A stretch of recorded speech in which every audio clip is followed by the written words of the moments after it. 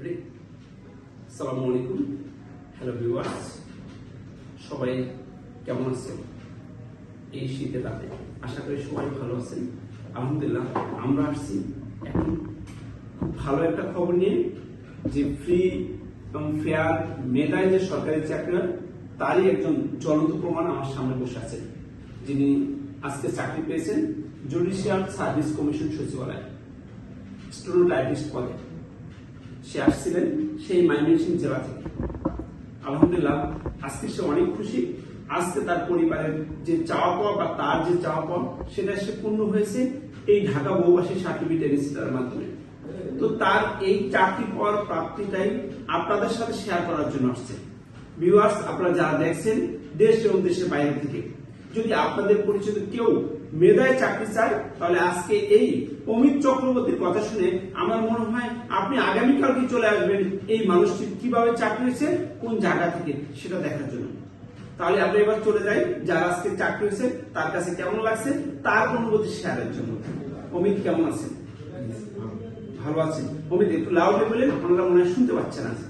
অমিত, আপনার গ্রামের বাড়িটা একটু বলতেন। হ্যাঁ হ্যাঁ, অবশ্যই। আসসালামু আলাইকুম, আদাব সবাইকে। আমার নাম অমিত চক্রবর্তী। আমার বিভাগ ময়মনসিংহ, থানা নান্দাই, আর গ্রামের নাম হচ্ছে বড়াই। লেখাপড়া? আমি ন্যাশনাল ইউনিভার্সিটি থেকে বিবিএ কমপ্লিট করেছি। আমার সাবজেক্ট হচ্ছে ফিনান্স। কোন কলেজ ছিল? ওয়ালিনওয়াজ খান কলেজ, কিশোরগঞ্জ। সরি, ওয়ালিনওয়াজ খান কলেজ, কিশোরগঞ্জ। ওয়ালিনওয়াজ খান কলেজ, কিশোরগঞ্জ থেকে কোন সাবজেক্টে? ফিনান্স। ফিনান্সে অনার্স মাস্টার্স কমপ্লিট করেছেন। আলহামদুলিল্লাহ। তো আজকে তো আপনার কোথায় চাকরি হয়েছে সেই পরিচয়টা যদি একটু দিতেন। আমার চাকরি হয়েছে বাংলাদেশ জুডিশিয়াল সার্ভিস কমিশন সচিবালয়ে। কি পদে? স্টেনোটাইপিস্ট পদে। আচ্ছা, এটা কততম গ্রেড? এটা 14। কত টাকা লাগছে আপনি চাকরি পেতে?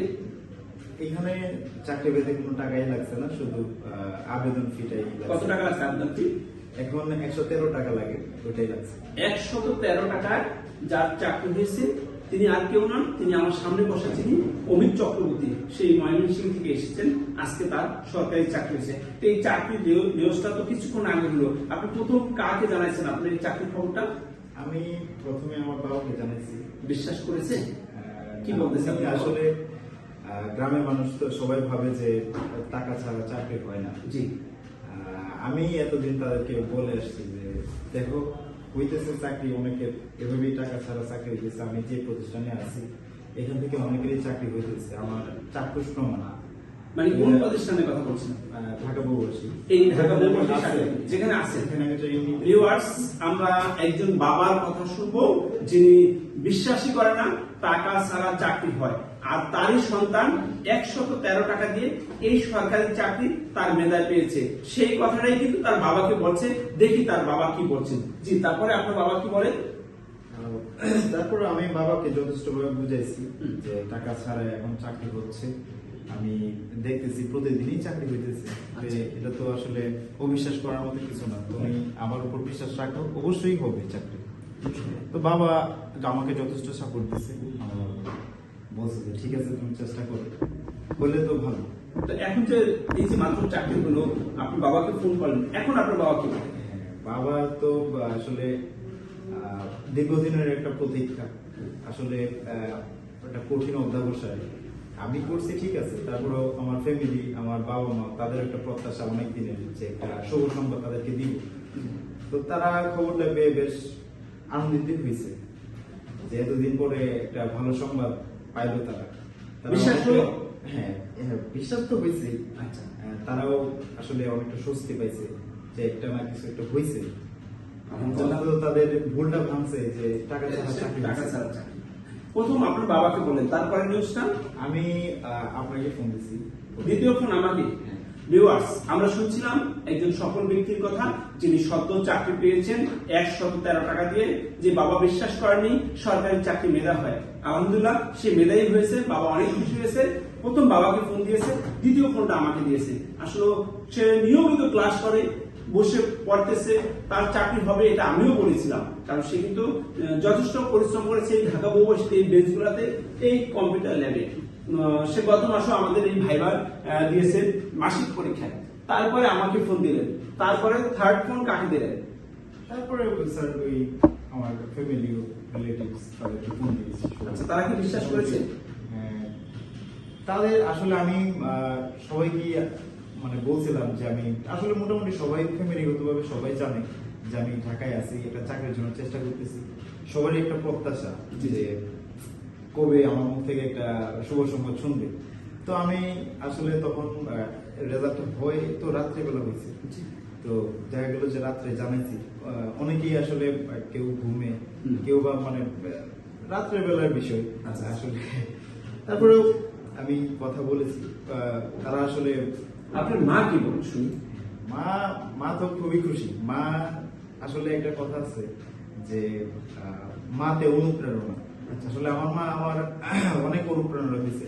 আমি এই দীর্ঘ জার্নিতে আমি অনেকবারই ভেঙে পড়েছি, অনেক হতাশাগ্রস্ত হয়েছি। তারপরেও মা বলতো যে হবে, বলতেছে হবে, তোর একদিন সময় হবে, তখন হবে। তো আমি ওরা থেকে আসলে অনেক ভরসা পাইছি, আমি চেষ্টা করছি, হয়েছে। মা অনেক খুশি, বাবা অনেক খুশি হয়েছে। আলহামদুলিল্লাহ। তো আপনি যে এই ঢাকা বহুভাষীতে শিখছেন, যারা আপনাকে দেখছেন, যারা সরকারি চাকরি পায়নি, তাদের উদ্দেশ্যে আপনার কোনো বার্তা আছে? যারা এখনো সরকারি চাকরি মেধায় চাচ্ছে, তাদের জন্য কি বলবেন? এই শর্ট হ্যান্ডটা কি তাদেরকে বলবেন? না, তাদেরকে আমি বলবো যে অবশ্যই শর্ট হ্যান্ডে চাকরি নিতে হলে শর্ট হ্যান্ডকে আগে ভালোবাসতে হবে। কারণ একটা জিনিস কি, আমি যদি ব্রেন থেকে যদি কোনো কিছু মানে আপন করে না নিই, তাহলে আসলে এটা মানে জোর করে আসে না। এটা আমাকে গ্রহণ করতে হবে যে আমার এটা দ্বারা একটা চাকরি নিতে হবে, আর এটাই মানে এটাই মূল ফোকাস বানাইতে হবে। ওইটাকে যদি ফোকাস বানানো যায় তাহলে চাকরি এট এনি কস্ট হবে ইনশাআল্লাহ, মানে এনি ডে। তো শর্ট হ্যান্ড শেখার জন্য তো বাংলাদেশে অনেক কোচিং আছে, আপনি কেন ঢাকা বহুভাষীকে চয়েস করছেন সেটা কি একটু বলবেন? এখানে আসলে আমি ঢাকায় চাকরির উদ্দেশ্যে আমি প্রথমেই মানে এর আগে আমার ঢাকায় ওইভাবে পড়ালেখা বা কোনো রিলেটিভস এর বাসায় আসা, ওইভাবে আমার ঢাকায় আসলে আসা হয়নি কখনো। আমার একান্ত মতামত, আমি আসলে একটা চাকরি আমার দরকার ছিল। তো ওইটা আমার এক ছোট ভাই আছে, মানে বন্ধু সুলভ ছোট ভাই, আমরা একসাথে পড়ালেখা করছি। সে একটা মার্কেটিং এ জব করতো, সে ইউর দিকে থাকতো আর কি, সাইনবোর্ডের দিকে আর কি। তো আমি আগে হইতেছে ফ্রিল্যান্সিং এর অনেক কাজ করছিলাম। দেখা গেল যে আমার গ্রাজুয়েশনের সময় করোনার সময় এসে পড়ছিল, তখন আমার বাড়িতে চলে যেতে হয়েছিল। তো বাড়িতে তো আর টিউশন মিশন কিছু করানো যেত না বা ওইসব কিছু করাইছি না। তখন আমি চিন্তা করলাম যে একা একা বসে থাকবো বাড়িতে, একটা ট্রেনিং কিছু একটা নেই। তখন আমি ওই গ্রাফিক্স ডিজাইনের কাজ করছিলাম, মানে শিখছিলাম আর কি। ওইটা থেকে শিখছিলাম, Bangladesh learning and earning development project, একটা সরকারি প্রজেক্ট। ওই প্রজেক্টের আন্ডারে গ্রাফিক্স ডিজাইন শিখছিলাম। তো দেখা গেল যে অনেকদিন যাবো তো ওটা শিখছি, তারপর কাজও করছি, মার্কেট প্লেসে, বিভিন্ন ইন্টারন্যাশনাল মার্কেট প্লেসে কাজও করছি। তো কিন্তু দেখা গেল যে আসলে একটা সাস্টেনেবল জব দরকার। আসলে ফ্রিল্যান্সিংটা যত করি কিন্তু গ্রামের মানুষ আসলে বিশ্বাস করে না যে আরে এক বড় ভাই কি টাকা ইনকাম করে, কম্পিউটার তো ইউটিউব ফেসবুক ছাড়া কিছুই করে না, কিভাবে টাকা ইনকাম করে, আসলে এটা বিশ্বাস করে না গ্রামের মানুষ সাধারণত। তো তারপরেও চিন্তা ভাবনা করলাম যে আমার একটা জবের দরকার, একটা অফিসিয়াল জব হলে আমার জন্য খুবই ভালো, অন্তত জবটা করবো। যদি পাশাপাশি সময় হয় তাহলে ওটা আমি ধরে রাখবো।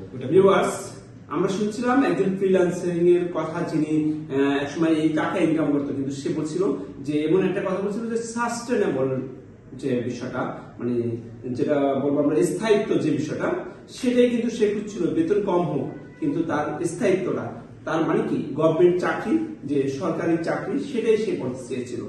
তো অমিত, আমার কথা হলো যারা এখনো এই জগতে আসেনি তাদের জন্য কি বলবেন? আপনি তো ইতিমধ্যে অনেক টাকা বাদ দিয়ে আসছেন সরকারি চাকরির জন্য, ঢাকা বহুভাষীতে ভর্তি হলেন, আজকে আপনি চাকরিজীবী। যারা এখনো সরকারি চাকরি পায় নাই তাদের জন্য কি বলবেন? তাদেরকে তো আমি সুস্বাগত জানাবো, তারা অতি শীঘ্রই এখানে চলে আসুক। কারণ দেখা গেল যে সময় যদি শেষ হয়ে যায় এটা আর ফিরে আসে না। আপনার একটা দিন মানে আপনার বেকারত্ব জীবনের একটা দিন মানে মহামূল্যবান একটা সময়, যেটা আমি মানে অতিক্রম করে আসছি। তো আমি বলবো যে আপনারা আসেন, আসলে প্রতিযোগিতা তো আছে, সব ক্ষেত্রে প্রতিযোগিতা আছে। আপনি ঘরে বসে যে মানে কোনো একটা ভালো জিনিস পাবেন, এটা আসলে মানে কল্পনাই করা যাবে না। সুতরাং আপনাকে প্রতিযোগিতার মাঝখানে আসতে হবে, এসে আপনাকে প্রমাণ করতে হবে যে আপনি পারবেন। আর এর জন্য আপনার অধ্যবসায়, পরিশ্রম অবশ্যই লাগবে। আসেন, এখানে ভয় পাওয়ার কিছু নাই। আপনার সময় আপনাকে বলে দিবে যে আপনি কোন জায়গায় পৌঁছাবেন। আপনার পরিশ্রম আপনাকে সঠিক স্থানে আপনাকে নিয়ে যাবে। কোথায় আসবেন এখানে ঢাকা বহুভাষী। আমি এখানে ঢাকা বহুভাষী সাতলিপি ট্রেনিং সেন্টারে আমি ট্রেনিং নিয়েছি। আমি এখান থেকে সাতলিপি, কম্পিউটার টাইপ, তারপর রিটেন সবকিছু আমি এখান থেকে লিখিত কি এই বইগুলো আপনি পড়েছেন ঢাকা বহুভাষী? ভিউয়ার্স, আমাদের এর আগে শীত পড়ছিল, এখন আমাদের এই বইগুলো যে এখানে এই বইগুলো পড়েই কিন্তু সে আজকে এই পর্যায়ে এসেছেন। যাই হোক, আমরা শুনছিলাম একজন সফল ব্যক্তির কথা। যদি আপনাদের হৃদয়ে লেগে থাকে, কখনো যদি 113 টাকা দিয়ে সরকারি চাকরি চান, তাহলে অমিত যা বলছিল যে ঢাকা বহুভাষী সার্টিফিকেট ট্রেনিং সেন্টারে চলে আসেন। ভিউয়ার্স, এই বিশ্বাস করতে হবে চাকরি হয় মেধায়, তা না হলে এই ময়মনসিংহ থেকে এসে এই মানুষটিও আজকে সরকারি চাকরি পেত না, যেমনটা পেয়েছেন অমিতের সাথে আমার এখান থেকে 7 জনের চাকরি হয়েছে, এই 60 মুদ্রাপুরি কম্পিউটার ভোটার পদে। তো আপনাদেরও যদি কখনো কি জানি বলতে চাইছেন আপনি বলেন। আমাদের তো টোটাল 26 জনের চাকরি হয়েছে, কিন্তু পদসংখ্যা আরো মানে বাকি ছিল, লোক পাইনি। আচ্ছা আচ্ছা, 26 জন বাইরে দিচ্ছে, 26 জনের চাকরি হয়েছে। আপনার শর্ট হ্যান্ড শেখেন, যে যেখান থেকে দেখছেন আমি বলবো শর্ট হ্যান্ড শেখেন। তবে এই শর্ট হ্যান্ড শেখার জন্য পারফেক্ট কোন প্রতিষ্ঠানটা, সেটা যদি একটু আপনি বলতেন। শর্ট হ্যান্ড আমি এখান থেকে শিখেছি, ঢাকা বহুভাষী থেকে আমার যাত্রা শুরু। তো আমার প্রথম থাকবে যে ঢাকা বহুভাষী, অবশ্যই, কারণ এখান থেকে আমার হাতে করি। আমি এই প্রতিষ্ঠানের প্রতি কৃতজ্ঞতা প্রকাশ করছি, কারণ এখানে আমার সবকিছু। তো আমি এই প্রতিষ্ঠানের কথাই বলবো। এখানে কোচিং এর তো আসলে কোনো অভাব নেই, অনেক কোচিংই আছে। আসলে একটা জিনিস কি, আপনি যখন ভিড়ের মধ্যে যাবেন, তখনই আপনি আসলে প্রমাণ করতে পারবেন নিজেকে যে আপনি কতটুকু আপনার মধ্যে আছে, কতটুকু আপনি মানে স্ট্রং, কতটুকু আপনি ফাইট করতে পারবেন। এখন এখানে ঢাকা বহুভাষীতে এখানে যে রুম বা এখানে যে স্টুডেন্ট সংখ্যা আছে, এখানে আপনি আসলে মনে হবে যে আপনি একটা মহাসমুদ্রে আছেন। এই সমুদ্রে আপনাকে ফাইট করে এই সবার মাঝখান থেকে আপনার একটা চাকরি নিতে হবে। আপনার সারা বাংলাদেশের সাথে ফাইট করার দরকার নেই, আপনি জাস্ট এই কোচিং এর স্টুডেন্টের সাথে ফাইট করেন, তাহলে আপনার চাকরি হয়ে যাবে। ভিউয়ার্স, যেমনটা বলছিলেন আমাদের অমিত চক্রবর্তী, যে ঢাকা বহুভাষী একটা সমুদ্র, এই সমুদ্রের মাঝখানে এসে নিজেকে সাঁতার দিয়ে দেখেন যে কেমন লাগছে। মানে চাকরি নিতে হলে কতটুকু আপনাকে সাঁতার কাটতে হবে। আর এই সাঁতার মানে short hand, type, written, computer সবকিছু মিলেই কিন্তু অমিত বলছিল এই সমুদ্রে একবার এসে দেখে যান। তাহলে আপনারা যারা চাকরি প্রত্যাশী, অবশ্যই একবার এসে দেখে যান অমিতের কথা মতো, যে কিভাবে প্রতিদিন এখান থেকে সরকারি চাকরি লাগে। এমনটাই তো অমিত বলছিলেন। তো অসংখ্য ধন্যবাদ। আরেকটা বিষয় হলো, আমাদের কিন্তু কোনো শাখা নেই, এই ঢাকা বহুভাষীর কোনো শাখা নেই, একটাই সারা বাংলাদেশে। যেমন গতকালকে একজন লোক নিয়েছে ঢাকা বহুভাষী থেকে হয়েছে সারা বাংলাদেশে একজন। যে অমিত কি জানি বলতে চেয়েছেন? মানে আমি আউট অফ মানে থেকে বলবো, অনেকেই আসলে আমি আমার সাথে এখানে আমি অনেকদিন ধরে পড়ালেখা করতেছি, অনেক ভাইবা দিচ্ছি, এটা অনেকগুলো ভাইবা দিচ্ছি, ফেস করছি, চাকরি দিচ্ছি। তো এখানে অনেকের সাথে আমার পরিচয় হয়েছে, অনেক আছে। আসলে দেখা গেল যে প্রতিদিনই এখানে আসি, এখানে ব্রাঞ্চের মধ্যে বসলে একজন একজনের সাথে কথা হয়, এভাবে পরিচিত হয়ে যায়। তো অনেকের সাথেই পরিচয় হয়েছে। তো অনেকেই আসলে চাকরি করার পর বলতেছে যে মিষ্টি খাওয়াইতে হবে বা কিছু ওইরকম। তো এটা নিয়ে আসলে আমার একটা প্ল্যান আছে। মিষ্টি হয়তো আমি খাওয়াইতে পারবো না, কিন্তু এটা নিয়ে আমার একটা প্ল্যান আছে। প্ল্যানটা এরকম যে আমাদের আসলে দেখা গেল যে হাঁটতে চলতে অনেক মানুষ, বৃদ্ধ অসহায় মানুষ আমি পাই, যারা আসলে আমার মা বাবা থেকে অনেক বৃদ্ধ, আমার দাদু দিদা তাদের থেকেও বৃদ্ধ, কিন্তু তারা খুবই অসহায়, রাস্তায় বসে বসে ভিক্ষা করতেছে বা সাহায্য চাইতেছে, মানুষ দিলে দিল না দিলে নাই, তারপরেও তারা এটা নিয়ে চলাফেরা করতেছে। মানে তাদের কষ্ট যে কতটুকু, এটা আসলে বলার মতো না। তা আমি একটা প্ল্যান আছে যে আমি যদি বেতন পাই, আমার প্রথম বেতনের মানে পুরো অংশটা আমি তাদেরকে দিয়ে দিব।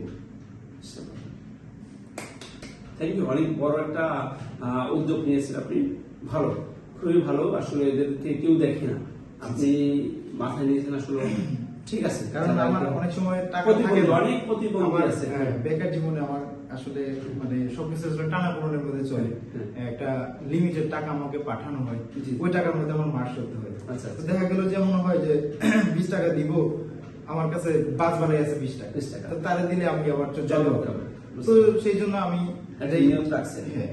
আচ্ছা আচ্ছা, থ্যাংক ইউ অমিত, আপনাকে অসংখ্য ধন্যবাদ। ভিউয়ার্স যারা দেখছেন আমাদের এই সরকারি চাকরির সফলতার গল্প, আমরা এভাবে প্রতিদিনই আমাদের চাকরি হয়, আসলে এত এত চাকরি আমরা সবাই লাইভ নিতে পারি না। তো যাই হোক, আমরা অমিতের লাইভ নিলাম। আপনাদের যদি হৃদয়ে ভালো লেগে থাকে, যদি কখনো আপনাদের পরিচিত কেউ সরকারি চাকরি 113 টাকা দিয়ে চায়, তাহলে অমিতের ঠিকানায় চলে আসেন, ঢাকা বহুভাষী সার্টিফিকেট সেন্টার, যার কোনো শাখা নেই, যার কোনো ব্রাঞ্চ নেই। ভিউয়ার্স দেখা হবে ইনশাল্লাহ। অবশ্যই এসে বলবেন আমি অমিতের সফলতার গল্প দেখে আসছি, যিনি রিসেন্ট চাকরি পেয়েছে জুডিশিয়াল সার্ভিস কমিশন সচিবালয়। সেই পর্যন্ত ভালো থাকবেন, আল্লাহ হাফেজ, আসসালামু আলাইকুম।